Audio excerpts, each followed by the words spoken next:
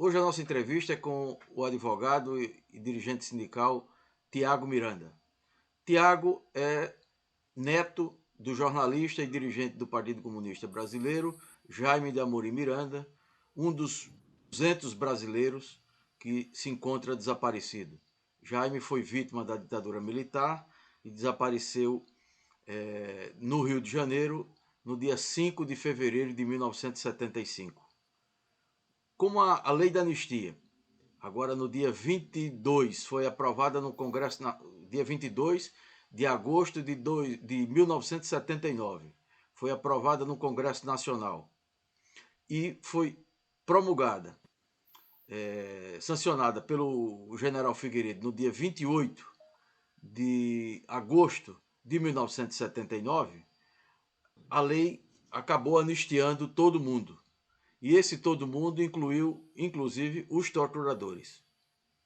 Os desaparecidos, até hoje, nem o governo da transição democrática, Sarney, e todos os governos que se sucederam conseguiram identificar pelo menos os locais onde foram mortos e desaparecidos. Centenas de desaparecidos do nosso país, entre os quais o alagoano Jaime Amorim Miranda. Tiago, 43 anos depois da lei da anistia, o que é que a família Miranda, o que é que vocês, e você principalmente como neto do Jaime, espera ainda como justiça que o país, que o Estado brasileiro faça em relação ao seu avô e aos centenas de desaparecidos políticos? Olá, Magela. Saudar você e a todos aqueles que vieram nos assistir nesse importante debate sobre uma das leis mais controversas que já existiram no nosso país, que é a Lei 6.683, a chamada Lei da Anistia. Antes de mais nada, Magela, se for possível, gostaria de dar um panorama da Claro. situação que nós vivíamos naquele momento. Nós vimos de uma pressão muito forte, né, após um milagre econômico. Então, foi de 69 mais ou menos até o ano de 73, onde houve aquele boom de desenvolvimento do Brasil, 50 anos em 5, e isso está findando já no ano de 1973, e coincidentemente também com o fim da luta armada, sobretudo no Araguaia, né, que foi até meados de 1974. Então, com o fim desse período, né, do milagre econômico e também da guerrilha do Araguaia, a sociedade passou a defender uma anistia aos presos políticos, né, ou as pessoas que têm os seus direitos cassados, os exilados, que nós chegamos a ter mais de 2.000 pessoas exiladas do país. Então, a pressão dos familiares desses próprios exilados, pessoas renomadas como Miguel Arraes, Luiz Carlos Prestes, Leonel Brizola, entre tantos, né, e artistas também, Chico Buarque, enfim, um número grande de pessoas que naquele momento foram expulsas do seu país, do seu país de origem, no caso, o nosso Brasil. E aí, a partir já de Geisel, né, em 1974, ele começa a falar de uma abertura, né, uma anistia, uma abertura gradual, mansa e segura, né, diante de algumas diretrizes que a ditadura também gostaria de implementar para que essa segurança para eles fosse assegurada. E aí, no governo já de João Figueiredo, né, com as pressões populares, o assassinato do Vladimir Herzog em 1975, a morte de João Goulart em 76, e aí a sociedade passou a se organizar, a Anistia Internacional, as mulheres começaram a se organizar, e a gente passou a ter adesão de outros setores que outrora apoiaram a ditadura militar, e nesse momento da conjuntura nacional já não mais a apoiava, como, por exemplo, a OAB, né, a CNBB e diversas outras entidades representativas. Então, a pressão, naquele momento, estava muito grande, né, a questão econômica e a questão social, né, a questão política do nosso país, naquele momento, pressionava a ditadura militar nesse sentido. E aí que nasce, né, a famigerada Lei da Anistia. E essa lei 6.683, ela foi concebida, como você bem colocou, vinda do governo federal. E nessa vinda do governo federal, eles colocaram duas cerejas no bolo para eles. Eles diziam, apesar do lema deles, anistia ampla, geral e restrita, isso aí fica resumido à anistia dos militares. Porque, para nós, do lado da esquerda, nós não tivemos essa anistia ampla, geral e restrita. Explico isso por conta da exceção dos chamados terroristas, que eram aqueles militantes que partiram para a luta armada e cometeram atividades, no caso de assassinatos, assaltos, a bancos. Esse pessoal ficou fora da lei da anistia de 1979. Em contrapartida, os militares se auto-anistiaram. Torturadores, estupradores, pessoas que cometeram assassinatos, ocultação de cadáver, todos esses crimes, diferentemente da dimensão que foi dada, né, aos militantes de esquerda, esses crimes estariam sendo perdoados justamente num dos itens mais controversos da lei, que é a questão dos crimes conexos. Ou seja, estariam anistiados todos aqueles que cometeram crimes políticos e crimes conexos. E essa interpretação foi dada, né, momentos depois, né, no bojo do trâmite, né, da redemocratização. E aí, em 1985, apenas em 1985, com a emenda constitucional número 26, que é aquela famosa da conclamação da Assembleia Nacional Constituinte, ficou lá integrando o artigo 4º dessa emenda constitucional, a anistia, aí sim, ampla para todos os setores, tanto os civis como os militares. E aí houve, de fato, o perdão para os chamados terroristas pelos militares. Foi o caso, por exemplo, do alagoano Carlos Eugênio. Ele chegou a ser anistiado apenas em 1985. Então, essa lei ela gerou muita controvérsia no parlamento. Naquele momento, o governo, a gente vivia um sistema de bipartidarismo, tinham dois partidos, a Arena, o MDB, e a Arena detinha a maioria, inclusive por conta de parlamentares biônicos. E a divisão no parlamento era mais ou menos 50,69, né, para a Arena e o restante para o MDB. E acabou que as discussões foram acaloradas naquele momento da história do Brasil com relação a esses dois pontos. A oposição bateu muito forte, dizendo que não aceitava a anistia para os militares e em contrapartida, que os militantes de esquerda, tidos como terroristas pela ditadura militar, não teriam direito a essa anistia. Dito isso, fazer uma ressalva que seriam os considerados terroristas condenados com trânsito em julgado. Aqueles que estavam com o processo em andamento tiveram, sim, a pena atenuada naquele momento. Então, esse embate no Congresso Nacional foi muito grande, mas a oposição, temendo a retirada da proposta da anistia nesses moldes, entendeu que seria melhor aceitá-la. E aí não houve nem votação formal, houve uma votação mais, como é que eu posso dizer, simbólica com relação a isso, né? E aí acabou sendo aprovado por maioria a lei da anistia. Essa mesma lei sofreu diversos questionamentos pelos militantes que retornaram imediatamente ao Brasil, né, como o caso do Leonel Brizola, que eu já citei agora há pouco, Luiz Carlos Prestes, Miguel Arraes, todos retornaram imediatamente, ainda em 1979. Os familiares, as entidades representativas passaram a cobrar do governo, né, uma revisão da lei da anistia.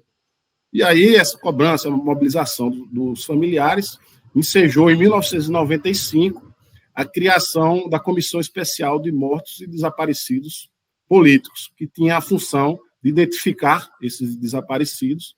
E em 2002 houve uma alteração na lei que passou a considerar os desaparecidos como mortos durante o regime da ditadura militar. E aí, em 2010, Magela, é importante a gente salientar que a OAB ingressou com uma DPF, uma arguição de descumprimento do preceito fundamental, que é uma ação de controle concentrado de constitucionalidade junto ao STF, para pedir a anulação e a revisão da lei da anistia. Para nossa surpresa e decepção de familiares que militamos nesse campo, no julgamento, né, que ocorreu em 2010 no STF, cujo relator era o ministro Eros Grau, infelizmente o relator entendeu que a emenda constitucional 26 já recepcionava a questão da lei da anistia. E também com o argumento de que a lei da anistia tinha o condão de uma pacificação social no Brasil naquele momento e que não caberia essa revisão. Votaram contrários, é importante registrarmos, o ministro Ricardo Lewandowski e Aires Brito. Então, a votação, para nós, foi muito mais doloroso que a derrota que o Brasil sofreu de 7-1 da Alemanha, foi 7-2, mas para nós, familiares que lutamos, você acompanha a trajetória da família, já estamos em 3 gerações acompanhando as buscas, né, pelos restos mortais do Jaime e de tantos outros militantes que padeceram naquele momento da história brasileira. E realmente é uma grande decepção para a gente, né, essa decisão tomada pelo nosso Supremo Tribunal Federal, uma decisão que vai de encontro, por exemplo, à decisão da Suprema Corte da Argentina, que revogou a lei da anistia deles lá, eram 2 leis que eles tinham sobre o tema, e conseguiu fazer com que os responsáveis respondessem processos criminais, inclusive o chefe da junta militar que governava a Argentina durante o período da ditadura militar, o Videla, foi condenado, sentenciado e morreu na cadeia aos 87 anos, condenado à prisão perpétua. Pagou durante apenas 3 anos todo o mal que causou na Argentina, com, nos números totais, quase 30 mil mortos. E aí ele respondeu também por sequestro de bebês que eram entregues, né, para famílias de militares. E lá houve, aqui como aqui no Brasil, uma mobilização muito grande, conhecida internacionalmente como a mobilização das Mães da Praça de Maio. Então, a luta do povo argentino é a mesma nossa, familiares, né, das pessoas desaparecidas. Essa luta continua em voga. A cada tombo que tomamos, nos levantamos para continuar essa luta, buscando os restos mortais, não só do Jaime, mas de todos aqueles que ainda hoje estão sobre a égide de desaparecido político. Nós temos no Brasil, tivemos outras legislações importantes, né, a Comissão da Verdade, a instituição da Comissão da Verdade de 2011, é um marco que representou a busca desse esclarecimento. Por exemplo, a gente conseguiu, através da Comissão da Verdade, listar o número de 377 agentes que participaram diretamente da ditadura militar, e eles estão lá no relatório. Não conseguimos a condenação deles, mas, ao menos, que eles fossem apontados como torturadores. E também conseguimos avanços em algumas situações com relação à Comissão Especial da Verdade, que agora, a Comissão Especial de Mortos Desaparecidos, que agora sofremos um grande revés com a entrada, né, no poder do governo Jair Bolsonaro. A Comissão Especial, ela tinha um grupo ligado à Vala de Perus, é uma vala onde suspeitava-se que muitos militantes teriam sido enterrados lá como indigentes, e há um grupo específico trabalhando nessa vala de Perus, que conseguiu localizar 5 ossadas de desaparecidos políticos, entre eles o bancário, eu também sou bancário, né, funcionário do Banco do Nordeste, dirigente lá do sindicato. Então, para a gente foi uma conquista muito grande desse grupo de trabalhos, a identificação da ossada do companheiro Aloísio Palhano. A comissão também conseguiu concluir o caso do Rubens Paiva, né, um deputado federal de São Paulo. Tinha muitos avanços, tinha muito material para ser trabalhado, mas, infelizmente, essa comissão está sofrendo, é importante esse canal aqui para a gente denunciar isso, está sofrendo ataques desse governo, né? O Bolsonaro substituiu os membros da Comissão Especial de Mortos Desaparecidos, e esse pessoal, eles querem encerrar a comissão, fazem tudo para sabotar a todo momento os trabalhos, cortam verbas desses grupos especiais de trabalhos, eles indeferem pedidos administrativos, com vasta comprovação, indeferindo, por exemplo, o pedido de anistia da presidente Dilma Rousseff, todo mundo sabe que foi presa, torturada durante o período da ditadura militar. Você vê que totalmente a conotação política para prejudicar realmente os andamentos dos trabalhos. E para nós, familiares, né, temos os nossos grupos, também nos mobilizamos através da Cruz Vermelha, da Anistia Internacional, para continuar essa luta. E o objetivo hoje é a retirada imediata desse governo que está e o retorno no governo progressista para que nós possamos reaver, né, esses instrumentos de luta para continuarmos avançando e termos respostas para as novas gerações, para as atuais, para que não se repitam atrocidades e que a gente, infelizmente, vem ouvindo discursos aí de um deputado federal, que hoje é o presidente, enaltecendo um dos maiores torturadores do período da ditadura militar. Então, não, pode concluir.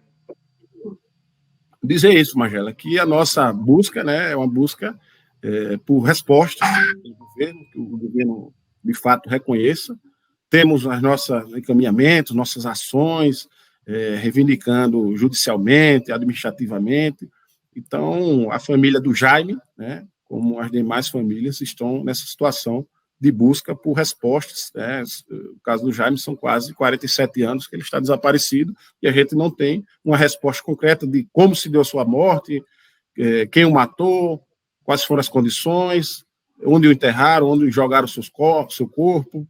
Enfim, são perguntas ainda sem resposta que, infelizmente, a gente ainda busca isso aí. Tiago, qual é o sentimento dos netos, dos filhos, dos parentes do Jaime, pelo menos dos mais próximos, né? Diante de tamanha atrocidade, que é a morte e a ocultação do cadáver, e passado 47 anos do seu desaparecimento, não ter respostas concretas, né, de onde foi morto, a identificação, o local, quem os prendeu e o assassinou, etc. Qual o sentimento da família? Olha, Magela, é um tema muito doloroso, inclusive para a primeira geração, né, do sucessor. No caso do meu pai, os irmãos dele, eles lidam de uma forma totalmente, cada um da sua forma. Por exemplo, meu pai não gosta de comentar. Aliás, eu nunca tinha visto ele comentar nada sobre a situação do pai dele. Eu cresci sempre com aquela informação longínqua de que meu avô é um desaparecido, mas nada que a gente militasse e tal, né, nessa busca por resposta, porque ele não gostava de tratar do assunto. Quem assumia essa parte da busca, do acompanhamento, era a minha tia Olga, que era a filha mais velha do Jaime, e meu tio Jaime também, né, Jaime, que é filho do meu avô, ele também sofreu muitos traumas, né? E, para ser bem sincero com você, a primeira vez que eu vi eles tratarem, né, diretamente foi na gravação do documentário chamado Jaime Miranda, Vida e Luta, em 2005. Há quase 17 anos atrás, eu tinha cerca de 19 anos, foi a primeira vez que eu vi que meu pai praticamente não conseguiu falar nada, emocionado, e meu tio Jobinha, que a gente chama Jobinha, também praticamente não conseguiu falar nada. Eles só choravam o tempo inteiro. E ali que eu tive a real dimensão do estrago causado, né, e dos traumas familiares que eles suportaram durante esse período. Você imagina, meu pai tinha 13 anos, o Joba tinha 9, o André 4 e a Olga 14. Apaixonadíssimos pelo pai, que era um humanista. Sempre que ele estava, porque ele viajava muito, vivia clandestino, né? Passou quase 11 anos de forma clandestina, então ele passava muitos períodos fora, na União Soviética, em outros países do bloco socialista, mas quando voltava era atenção total aos filhos, todos lembram dele com carinho, né, e aquela saudade, aquela revolta, né. Eu lembro o meu tio contando, o mais novo, que sonhava na Praia da Avenida e na Praia da Avenida e o pai está saindo do mar ali, ele tinha essa imagem de que o pai iria sair um dia e encontrá-lo, né. Então, são esses depoimentos que que a gente acompanhou, mas depois dessas gravações, desses documentários. Houve um outro documentário feito pelo João Marcos Carvalho, nosso amigo em comum, um grande documentarista, sobre a história do Jaime também, Memórias de Sangue, um lutador social, Jaime Miranda, que ali a gente também teve mais alguns depoimentos, né? Sofrimento que minha avó enfrentou naquele momento no Rio de Janeiro, né? A partir de 4 de fevereiro de 1975, a responsabilidade de ser uma dona de casa, né? Ser uma profissão, claro, não menosprezando, mas uma profissão para sustentar a família. Ela era uma dona de casa, ficou sozinha no Rio de Janeiro com 4 filhos. E ela relata também que, pela conjuntura, às vezes ligava para um parente ou outro e as pessoas diziam, não é aqui, você ligou errado, tinha medo.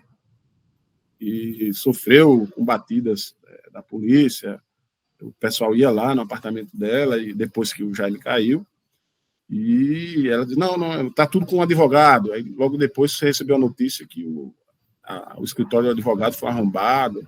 Assim, uma vida muito sofrida. Depois ela retorna para Maceió e consegue, faz o curso de cabeleireira, consegue formar os 4 filhos, e com sacrifício, né?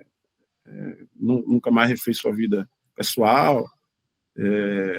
E a gente, Neto, eu particularmente, sendo bem sincero, Magela, eu acompanhei durante muito tempo, muito de longe, porque eles não falavam. A partir de 2005 é que eu fui estudar mais e entender, compreender aquele momento que ele vivia. E, claro, a frustração de você saber que o Estado, né, o país onde que você nasceu, que você vive, é o responsável pelo assassinato de um homem que sequer foi à luta armada, né? Porque ele, naquele momento, entendia que a luta armada não era o instrumento adequado de substituição da ditadura militar, de derrubada da ditadura. Ele acreditava que deveriam isolar a ditadura continuamente, a atuação junto às massas, que depois provou-se que foi o que ocorreu. A ditadura não tinha mais contra quem lutar, porque eliminou toda a guerrilha do Araguaia, os militantes dos movimentos armados, e a pressão popular se exerceu nos diversos setores e ficou insuportável como manutenção da ditadura. Mas mesmo um cara que tinha essa visão, ele foi assassinado da forma covarde que foi. Que o pior criminoso, ninguém merece uma situação como essa, né? Foi sequestrado, assassinado, torturado, assassinado, e ter os seus restos mortais ocultados pelo Estado brasileiro. Então, a gente, com essas legislações, a gente busca uma reparação mínima, um reconhecimento do Estado, que até hoje nós não tivemos por parte das Forças Armadas, por exemplo, uma retratação. Isso é o mínimo que deveria ocorrer. E o sentimento realmente é de revolta e frustração, sobretudo porque a gente ainda está ouvindo na televisão o presidente da República enaltecer torturador e dizer, por exemplo, que quem procura osso desaparecido é cachorro. Então, assim, o ápice da crueldade. Você imagina minha avó com 83 anos está escutando uma situação como essa, né? Que é cachorra, né? Porque foi isso que o presidente falou, que quem está procurando osso é cachorro. Então, realmente é uma situação deplorável e, ainda mais, revela uma situação que nos constrange, porque nós não sabíamos que tínhamos tantas pessoas adeptas de comentários como esse e de uma insensibilidade como essa, chegando ao cúmulo de até familiares, né, chegarem para pedir voto para esse presidente que aí está, para minha avó. Então, você vê, as pessoas não, infelizmente, estão numa bolha que não se tocam da realidade, né? Não se sensibilizam com o sofrimento passado por essas pessoas. Tiago, portanto, o dia 28 de agosto não é um dia para ser comemorado no sentido de que a lei da anistia foi um passo importante ou uma vitória da sociedade contra a ditadura, contra a violência, pelo menos nos marcos do que deveria ser uma anistia ampla, geral e restrita. Olha, Magela, eu particularmente acho que não. Por um lado, foi um início, uma caminhada para a abertura do país, para a redemocratização, tem a sua importância com relação a isso, mas ficou devendo e muito com relação à punição, né, dos militares envolvidos naqueles crimes. Militares Até e porque... civis. Militares e civis, né? Militares e civis, muito obrigado pela correção. Militares e civis responsáveis por crimes comuns. Muita gente se aproveitou de uma situação política que o Brasil atravessava para cometer uma série de crimes. O que é que estupro tem a ver com um crime político? Né? Um crime político é você estar numa guerra, o cara fez um atentado, trocaram tiros, como eles faziam várias ensinações desse tipo. Mas se aproveitaram, verdadeiros sádicos, né? E a gente sabe que é a minoria.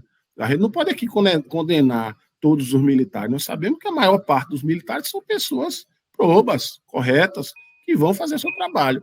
Agora, uma minoria são sádicos, como isso ocorre em todas as categorias. Nós temos bons profissionais e maus profissionais.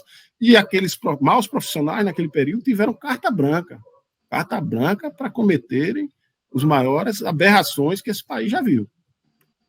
Né? Pessoas sendo torturadas até a morte, pessoas sendo estupradas, sendo afastadas dos seus filhos, crianças sendo torturadas. Então, nós entendemos, eu particularmente entendo, que, apesar de ter sido um importante passo na nossa redemocratização, a lei da anistia ela não deve ser comemorada, porque ela deixou espaço para o que nós estamos vendo aí. Não foi coibido naquele momento, não foi feita a revisão em 2010, quando poderíamos ter feito essa correção histórica, e não foi feito, e a gente está vendo aí se repetir o que se diziam lá atrás. Estamos vendo discursos aí de ódio, de pregação da ruptura institucional, de exaltação de torturadores. Isso aí é muito ruim para o nosso país e para a nossa história. O Brasil, ele merece uma revisão da lei da anistia, mesmo que depois que todos os agentes da ditadura, né, tenham falecidos, como diz o Raul Seixas, né, sentado com a boca escancarada, cheia de dentes, esperando a morte chegar. Mesmo que seja assim, mas que nós tenhamos uma revisão do que ocorreu durante aquele período. Tiago, eu quero agradecer a sua participação no nosso canal e deixar você à vontade para as considerações finais. Magela, eu que agradeço demais o convite de estar participando do canal, o canal progressista, o canal que trata dos temas que realmente são relevantes para as sociedades, com a nossa visão, né, uma visão de mundo mais, né, progressista, ligada aos direitos humanos, e é isso que a gente deve fomentar na sociedade, né, para buscarmos erradicar cada vez mais essas práticas de tortura, que ainda hoje ocorrem, né, as práticas de ataques aos direitos humanos, as distorções que ocorrem, né, aqueles que defendem os direitos humanos são tidos como defensores de bandidos, quando na realidade isso não tem o menor sentido. Infelizmente, a direita ela consegue alguns jargões que pegam na sociedade, e para nós que somos do campo mais de esquerda, mais ligado a esses temas, é até difícil da gente fazer o contraponto junto à sociedade, porque é muito complexo esse diálogo e a sociedade gosta da coisa mais resumida. Então, a gente tem que buscar meios, né, e ferramentas para contrapor isso. O cara chega, bandido bom é bandido morto, em uma frase ele disse o pensamento dele. Né? Aí a gente tem que entrar numa raiz mais axiológica do problema, como é que se resolve, mas são com espaços como esse, com entrada nas universidades, nas escolas, fazendo diálogo com as pessoas na rua, em qualquer espaço aberto para isso, é importante para que a gente consiga dirimir esse ódio que está tão grande na nossa sociedade, e esperamos que com a eleição do presidente Lula, o retorno de uma pauta progressista, a gente consiga diminuir o avanço do fascismo, o avanço da extrema-direita, o avanço desse conservadorismo hipócrita, né, que a gente viu hoje, lamentavelmente, o ataque sofrido pela nossa vereadora aqui, o Maceió, né, e nós devemos sempre buscar combater esse tipo de conduta. Obrigado e até a próxima.